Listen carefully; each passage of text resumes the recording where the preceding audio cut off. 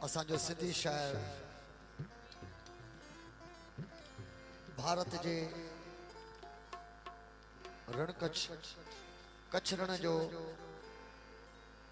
गुजरात में असांजो सिंधी शायर महमूद मुतवा उन जी शायरी सकाफ़त के लिहाज का सिंधी टोपी अजरक के लिहाज का अवां जी खिदमत में पेश कयूं था।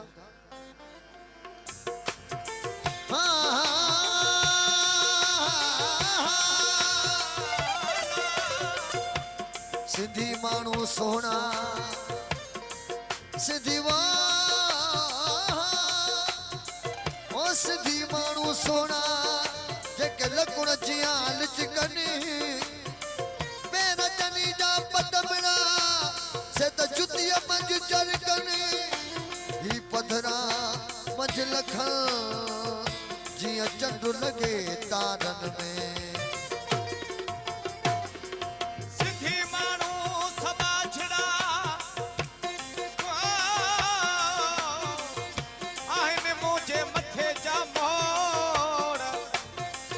सोनी कलंगी पाए के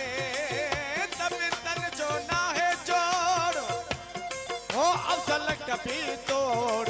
जैसी जियरा आहे हो सचो प्यारो असांजो आहे असां सिंधी माण्हू आहियूं सचो प्यारो असांजो आहे असां सिंधी माण्हू आहियूं टोपी अजरक पटको शलवार कमीज त पायूं टोपी अजरक पटको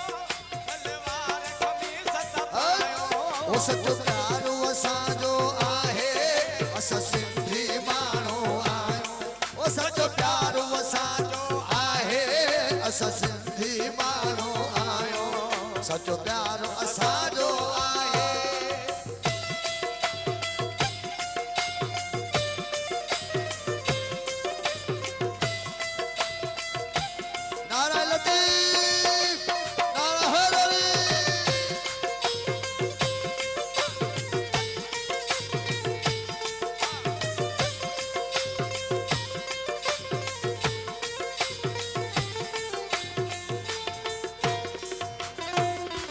रात रहो अञा भी हिकड़ी कुर्ब कचहरी करियूं का मिठड़ी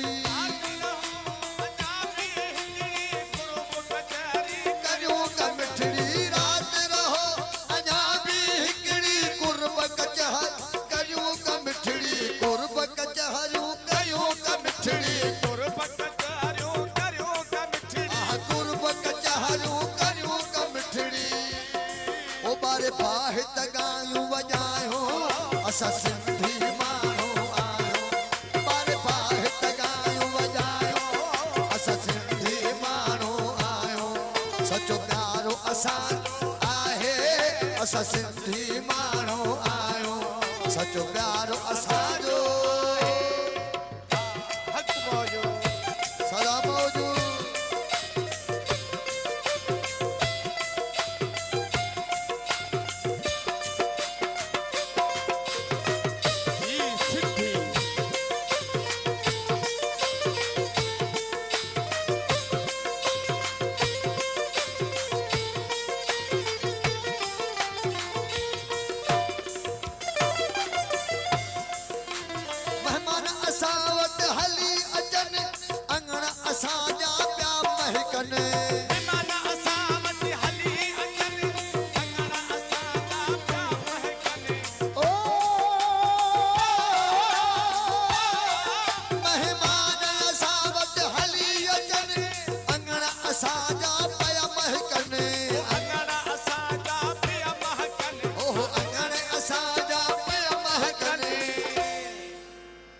भाकुरतन खे पाए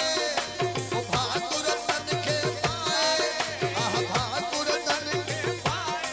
और लिखत ते विछाए विहारो असां सिंधी माण्हू आहियूं लिखत ते विहारे विछायूं असां सिंधी माण्हू आहियूं सचो प्यारो असांजो आहे असां सिंधी माण्हू आहियूं सचो प्यारो असांजो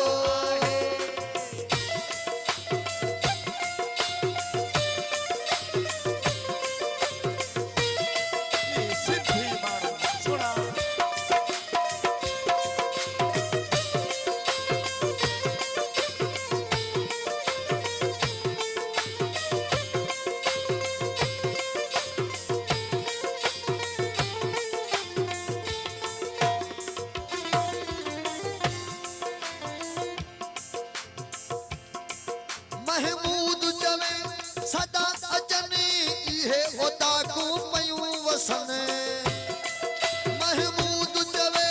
सदा अचने इहे ओदा को पयूं वसन इहे ओदा को पयो वसल आह इहे ओदा को पयो वसल ओ सुरहा अंगन पयाद सजन सुरहा अंगन पयाद सजल ओ सुरहा अंगन पयाद याद सजल खणी